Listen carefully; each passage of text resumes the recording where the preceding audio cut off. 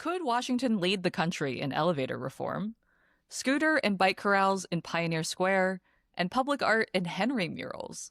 But first, I wanted to ask, so today is the first day that we'll be able to tap to pay on Sound Transit. Ryan Packer, contributing editor at The Urbanist and transportation advocate, will you be tapping to pay?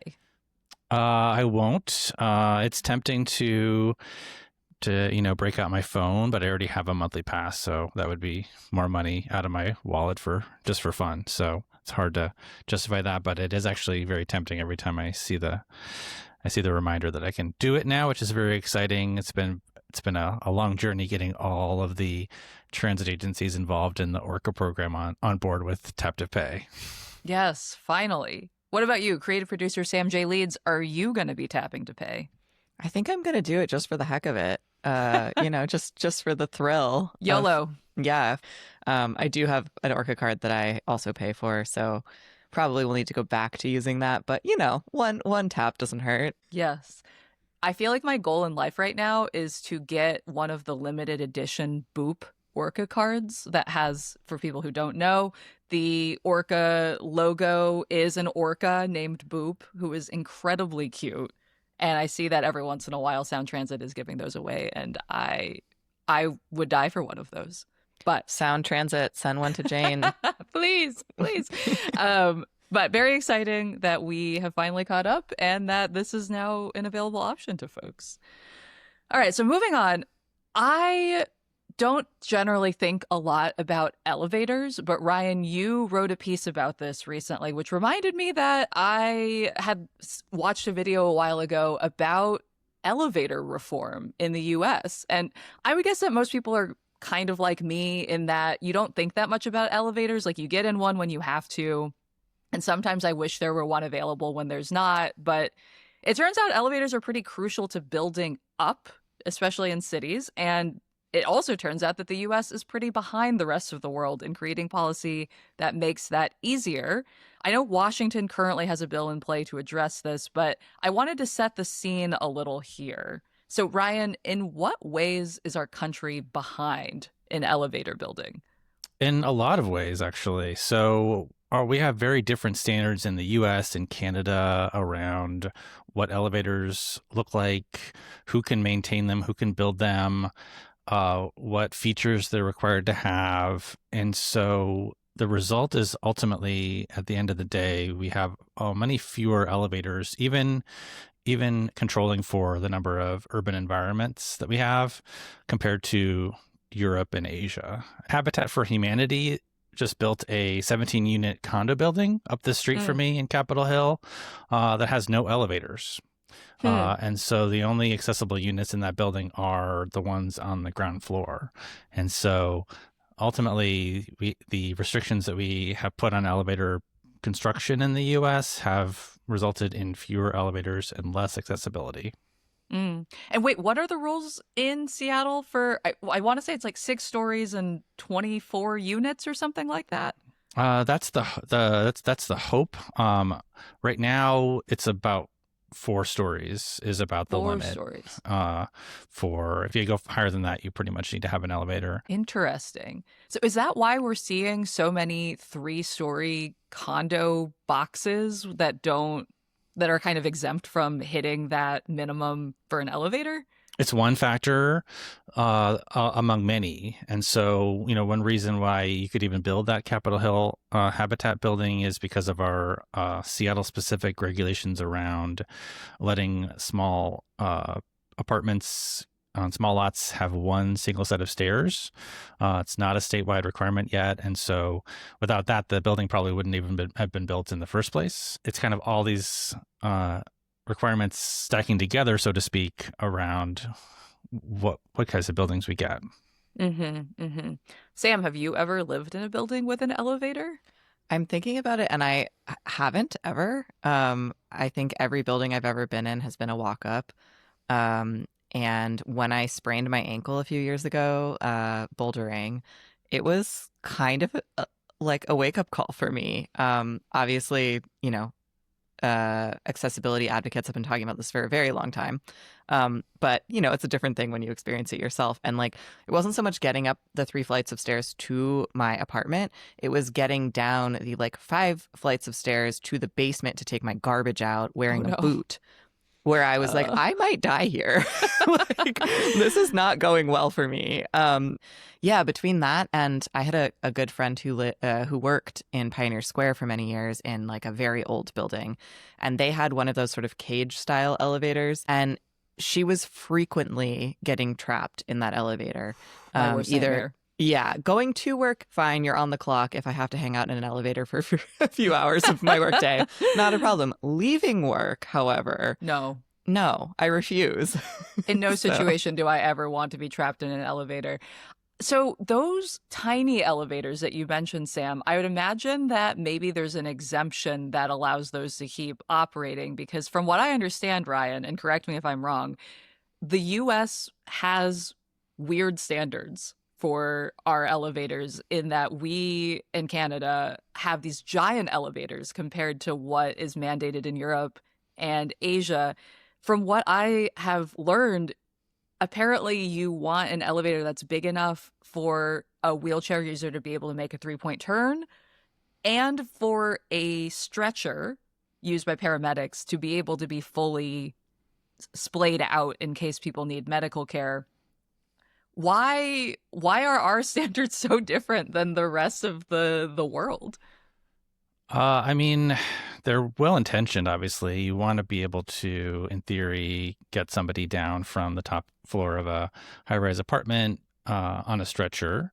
I think a lot of the requirements are really built around office environments and kind of our biggest skyscrapers, and don't really take into account these smaller residential developments that are just built differently in Europe. There will be, a kind of a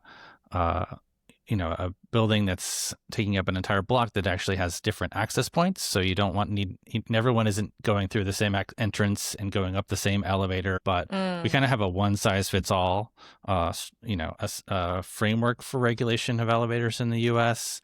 One factor behind that is we kind of have a little bit of a oligopoly when it comes to the companies that are allowed to build and maintain these elevators. There's 4 companies that kind of control the entire market and kind of frown on reforms. The elevator barons, wild. So Ryan, I know you've been covering this new bill, SB 5156. What does it propose and what might it do for elevator reform here? So there's kind of 2 parts to the bill. The first one is just directing the state's building code council to directly approve an elevator standard that is meeting the federal minimum for accessibility in buildings that are, like you mentioned before, 6 stories or 24 units, whichever is more, which will allow elevators in middle housing, 6 plexes, 12 plexes to be smaller and actually get built, as opposed to developers deciding that they simply can't put an elevator in to make a project pencil. There's a little bit of a stretch goal element of the bill as well, which is asking the Building Code Council to look at some of the other regulations. For example, we have a requirement in the U.S. that every elevator has to have a 2-way visual communication, so a screen basically communicating with the outside world. Again, why? So like in case you get trapped or what? In case you get trapped, and in case somebody who is deaf gets trapped, they can have a visual way to communicate. Ultimately, again, well-intentioned, but the question is whether having that requirement that results in fewer elevators is better than everybody having to account for every potential scenario. It's not clear that we need to have these very expensive devices in every single elevator. This bill is still alive right now, yeah? It is, yeah. It's the second year. It's been reformed a little bit down to compromise, asking the Building Code Council to do the work, which is another potential avenue where it could get watered down. The biggest reach in the bill is some language around asking the council to look at international harmonization. So that's basically trying to get some of our regulations to be more like the ones that are in Europe and Asia. Right, because we use an entirely different code than the Mhm. rest of the entire world, which I guess Yes. kind of tracks since we also use a weird measurement system. The US just needs to be a pick-me girl when it comes to doing our own thing, I suppose. Correct. And the elevator industry is really opposed to that. They're really concerned about what's going to happen if you open the door, because it's all been really tightly regulated for such a long time. Fascinating. Well, Ryan, thank you for taking us into the world of Big Elevator. I definitely learned a lot from reading your piece, and I'll be interested to see what happens with the Washington bill. Let's take a break, and when we come back, we're going to talk about some new corrals in Pioneer Square.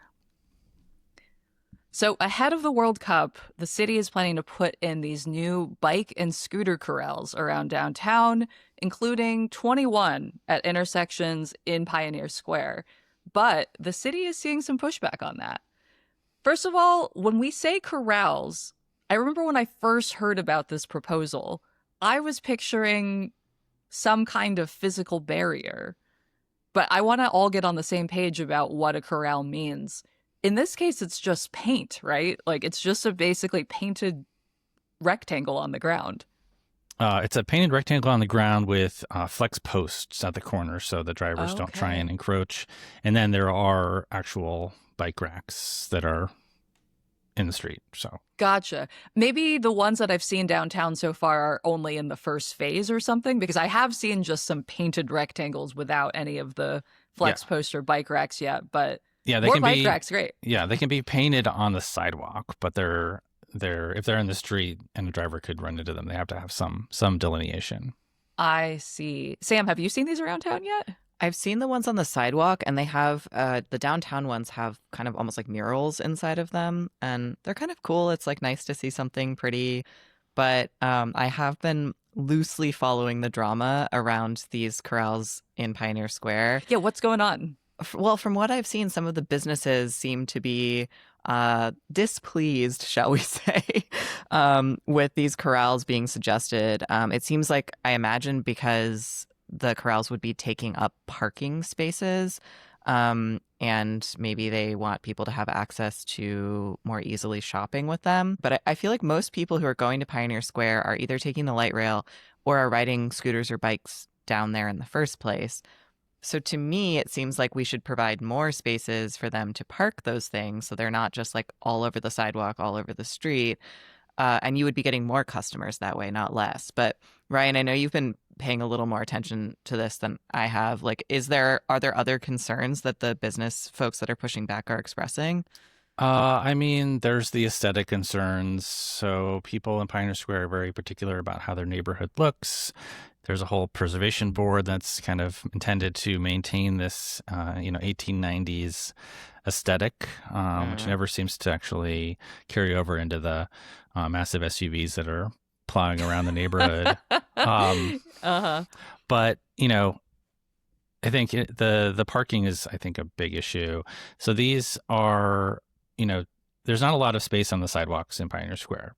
And the sidewalks are going to get really crowded for the World Cup.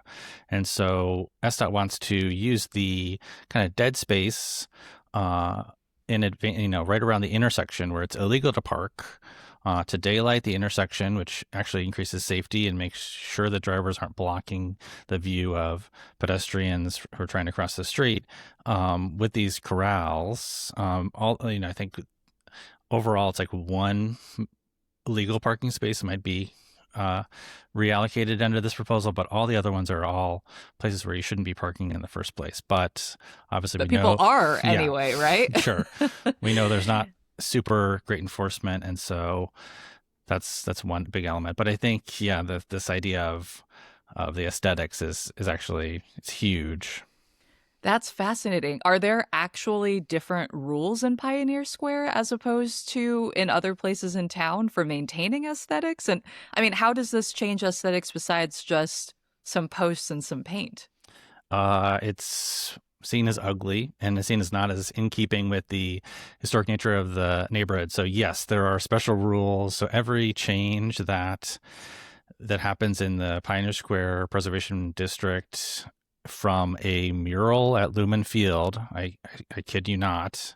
Lumen Field, part of Lumen Field sticks into the Pioneer Square Preservation Board, to a bus stop on the waterfront, to the Molly Moon's sign at the Washington Landing, all have to go through the Preservation Board and get their okay. Those are powerful people then, eh? Mm-hmm.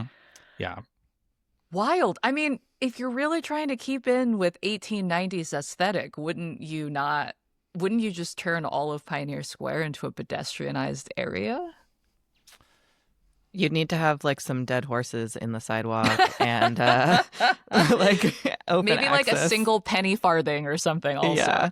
Yeah. For people who have no idea what I'm referencing, when the city burnt down and they rebuilt Pioneer Square, they sort of raised the level of the city by quite a bit, and they just sort of threw whatever was available into the lower level of the street to sort of build it back up. And so when you take the underground tour, they talk about like horse carcasses and random bits of like siding from buildings and whatever was like thrown in there to sort of build it up.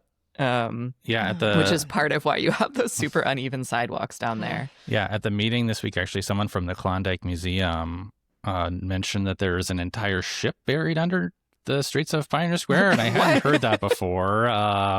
Kind of blew my mind. Big if true? Yeah. Yeah, I want to know more. How did it get show there? me the ship. I want to go see that. That's incredible. That's wild. I feel like if they need to be in keeping with sort of historical accuracy, could they not just create, those like horse tie-up stations that they used to have down there? You could make like a corral. They're literally called corrals that looks like that. Yeah. Just an old-timey corral. Exactly. Sure. And SDOT could do really bespoke designs for Pioneer Square. The bike racks, actually, if you walk down there, you'll see they have different bike racks because of opposition like this in the past, that they had to kind of make special racks. And these would be the same ones, but the flex post is really the big flex post and paint. SDOT mentioned that they had been working with the Alliance for Pioneer Square on alternate designs, like doing planters. But apparently there was concern about whether those would just turn into garbage cans, and so that got taken off the table. Can't trust people. I mean, what are the other possibilities? Like, do you expect that SDOT and the Pioneer Square Preservation Board are just going to try and work things out to find an aesthetically pleasing solution? Or is there any possibility that they would just completely put the kibosh on these plans? I have a feeling that we might not see all 21 move forward, especially the 3 around First and Yesler, which I think are going to be a really big point of contention. Magic Mouse Toys is not happy about this. And so, I think we might see the plan scale back. But I don't know quite how exactly we would make this more pretty. Exactly. We're trying to do this before the World Cup. It's February. So maybe we'll do a temporary thing, and then they're going to be required to come back and remove them or improve them. It seems like an opportunity to invite some local artists to do something creative, like especially if the flex posts they're just those plastic kind of white bendy posts, right, that go in the corrals. So I feel like it wouldn't be that hard to paint them and make them kind of cool looking. And maybe people would be less likely to want to run them over also, because I feel like most of the flex posts that I see in neighborhoods when they've been there for a while have been run over several times and are looking a little worse for the wear. Those do not inspire confidence, I will say, as a cyclist about town. When I see those just run over and kind of sad by the side of the road, I'm like, well, I guess better the flex post than a person, but I don't know that they're really stopping anyone. It's like a mild annoyance to a car. I don't even think it really damages a car. But well, it'll be interesting to see what happens with these. I mean, sure, if we've got more aesthetic plans for these corrals, I'm all for it.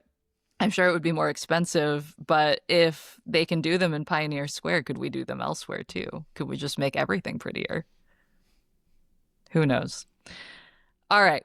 Thank you so much for joining us, Ryan. Yeah, it's been great to be here. Let's take a break, and when we come back, Sam and I are talking about public art and murals, so kind of on theme here, with Seth Geiser, the manager of urban planning and design for Downtown Seattle Association. I have I guess it's a kind of a bone to pick. Ooh. Have you noticed that there are all of these really kind of colorful, cartoony murals that are popping up all over town? Yeah, I've seen a lot, but like, are there any particular ones that have stood out to you? Yeah, so they're by this artist named Henry Ward. You've probably seen his signature on them. It just says Henry, yes, I know Henry. Yeah, yeah. Okay.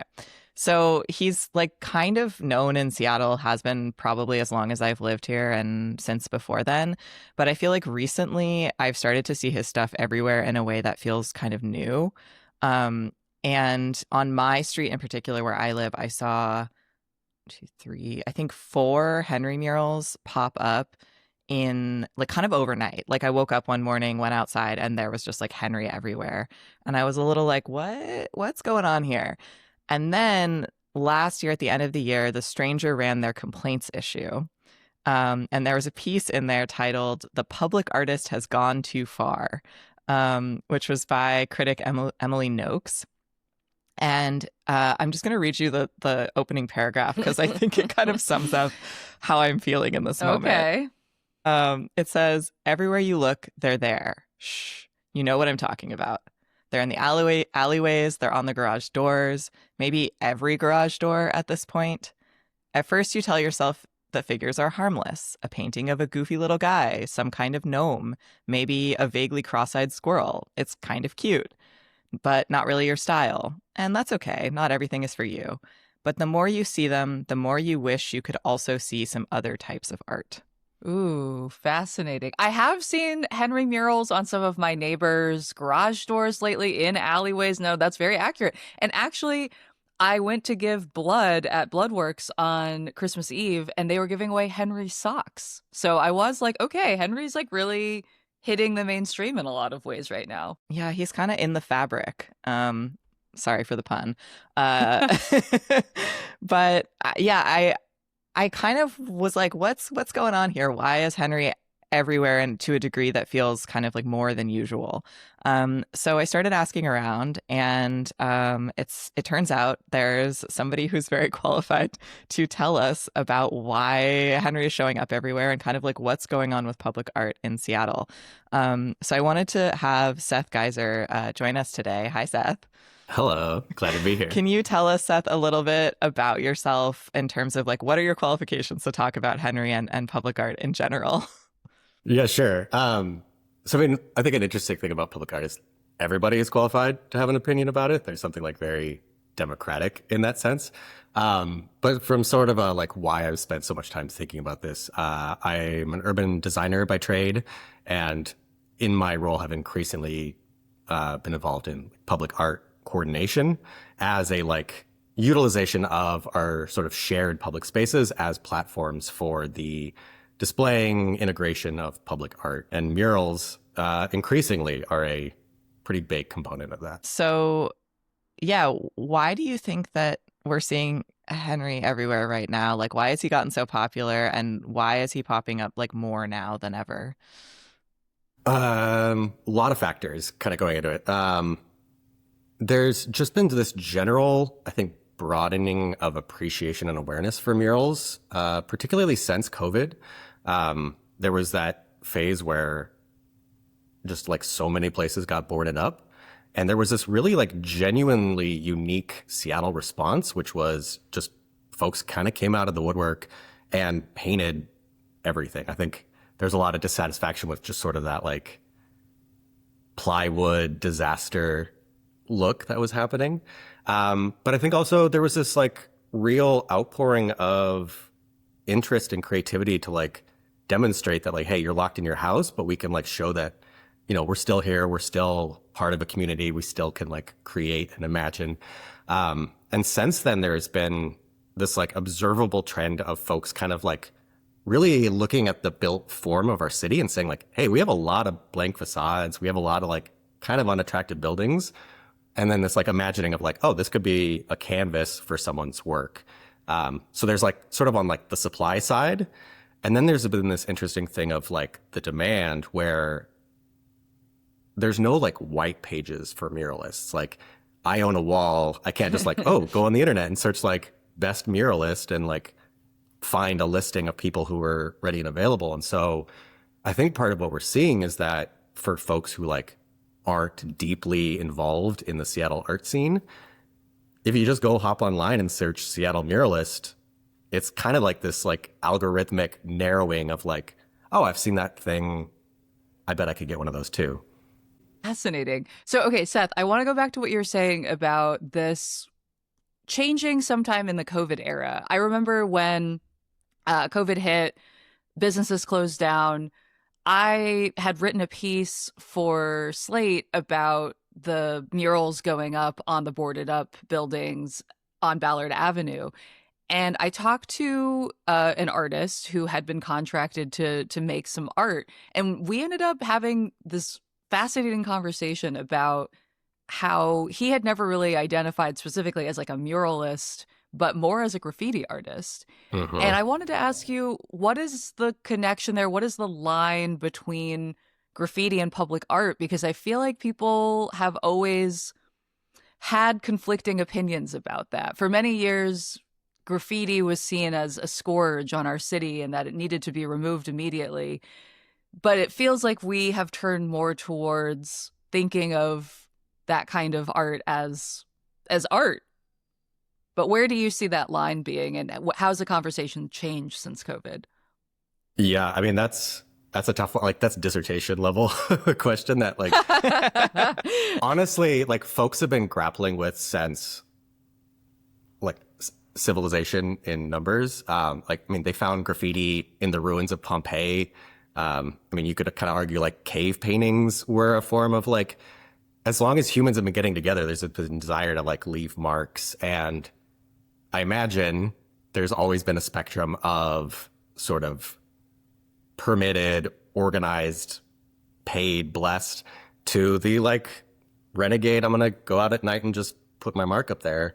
And it's very curious, like how that sort of like societally shifts of what is either like cool and in favor and what becomes like under certain political regimes, like you can go to jail for, you know, your street art. And so it becomes largely, I think, a conversation of kind of like the current cultural dynamic. But then also I think there's a certain degree of really like context matters where like you throw a tag on a utility box, not a big deal. You go tag somebody's private house. We're starting to get a little more problematic. And then, you know, you go hit up a major wall that is like held in the public. Folks really start to notice and care that like it's no longer this like little thing that you're doing sort of in isolation for yourself. It now becomes part of like our shared cultural fabric that like I don't necessarily have a choice not to see because maybe it's near where I live or it's on my commute to work. And yeah, it can get really contentious really fast. And it's tough because yeah, the gray area between a graffiti scrawl and fine art can be really subjective and aesthetic. Was sort of like digging into the Henry lore, as it were. And I know that he started off as somebody who was painting as a way to create imagery that went with some of the psychosis that he was experiencing. And his murals were kind of a part of him pulling himself up out of homelessness, out of drug addiction, and deciding that like he had something that was worthwhile to share in the public eye. And I really like respect that and think I didn't know like, any of that about Henry. Yeah, it's like pretty cool and like beautiful, and it gives his work like a slightly different meaning. But by the same token, I think because it is everywhere now and because his sort of story behind it isn't as well known, in some ways it feels like it's become like the face of gentrification a little bit in Seattle. And Seth, I'm curious if you can talk about that a bit, of like why all these new builds that are going up are choosing to work with Henry? Why are we seeing his work as sort of the like face of like the downtown waterfront? Like, you know, why is he the go-to guy? And maybe this is just me personally, but I feel like there's kind of this feeling of like a repetitive symbol, and like there's not as much of a message behind well, he his literally art. said that he wants to paint like 10,000 Sasquatches on buildings, right? So Right. I think the repetitive bit is something that he's, you know, explicitly said that he wants to do. So Yeah, so like why does that feel off-putting to me? Am I just a hater? Like what what is that? What's going on there?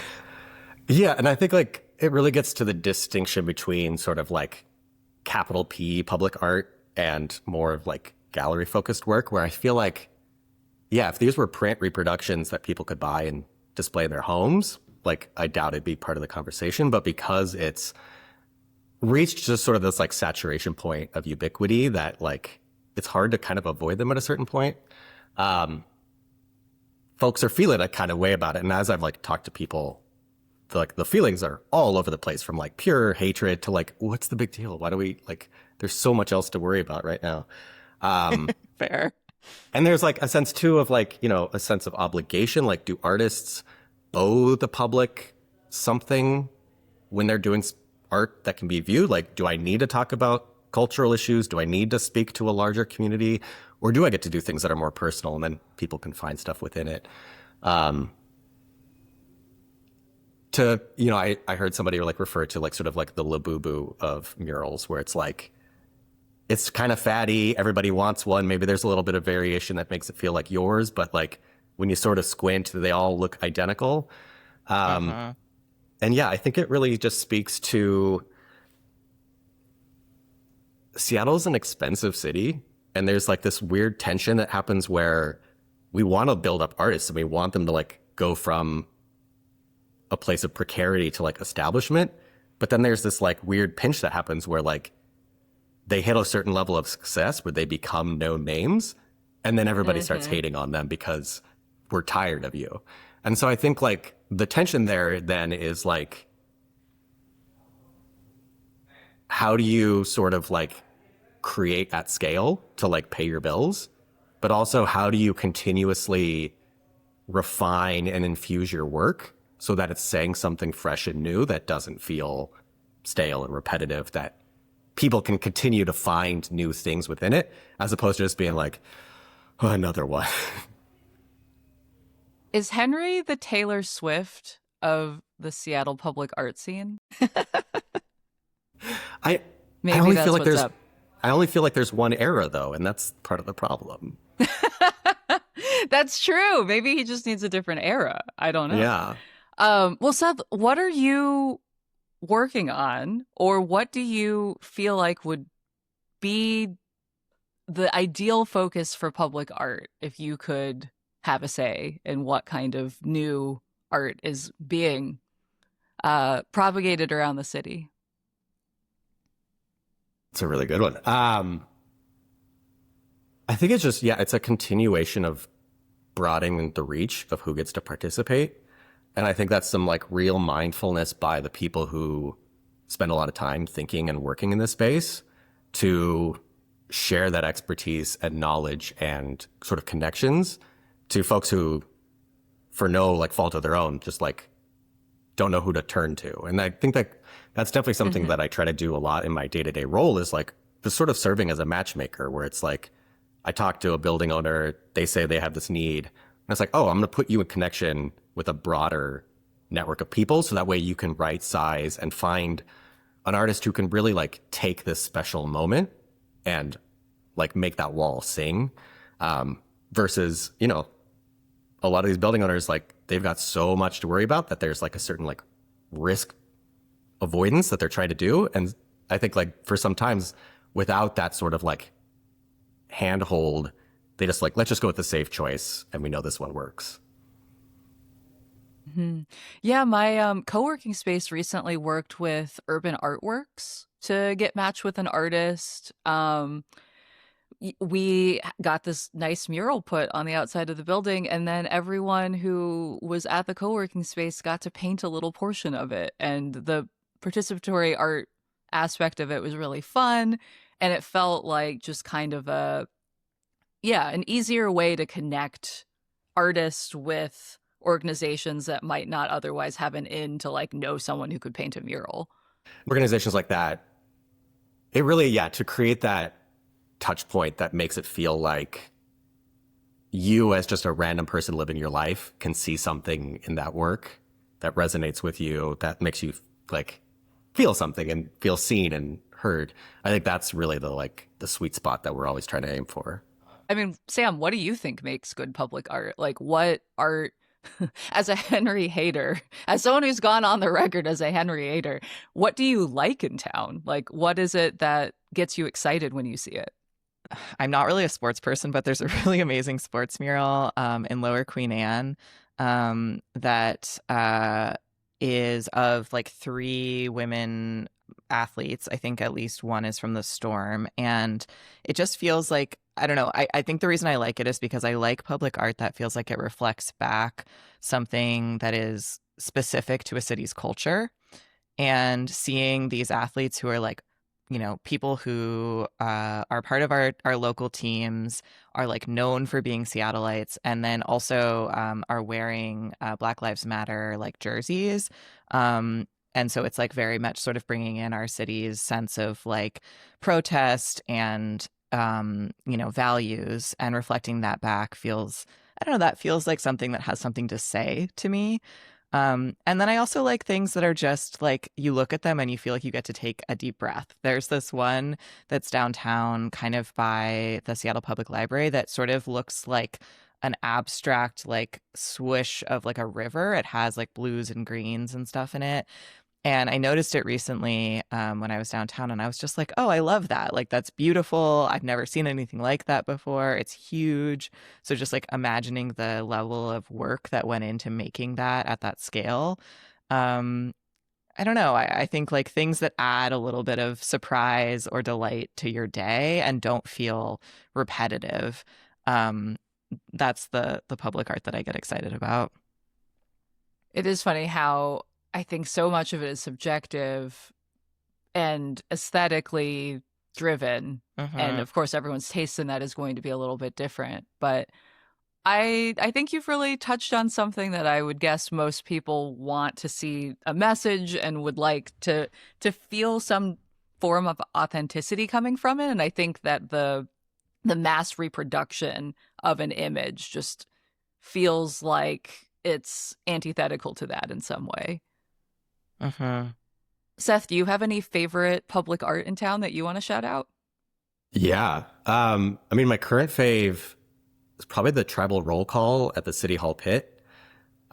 So there's a big wood fence around the pit, and it's just like, the names of all the Pacific Northwest tribes, and just the scale, the color choice, the like boldness of it. And it's one of those ones like you don't necessarily expect, but it's like the monumentality of it. There is sort of like layering of messaging when you want to get down into it.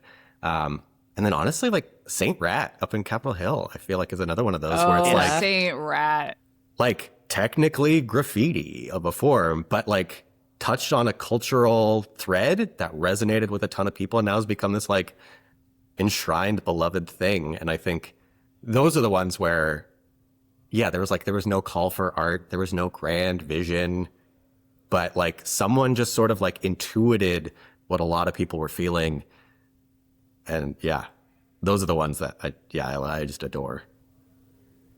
I think it'd be really fun to put together a public art crawl where we have all of our favorites. And this really makes me want to spend some time to do that. Well, Seth, thank you so much for joining us today and for sharing your perspective on this. Of course, glad to. And Sam, thank you for turning this hater energy into an interesting conversation. That's all for today here at CityCast Seattle. I'm your host, Jane Sihu. And listeners, remember, we always love hearing from you. Send us your news tips, your questions, your thoughts about elevators, murals, or scooter corrals by sending an email to seattle@citycast.fm. You can also text us or leave us a voicemail on CityCast hotline at 206-880-3931. Until next time, see you, Seattle.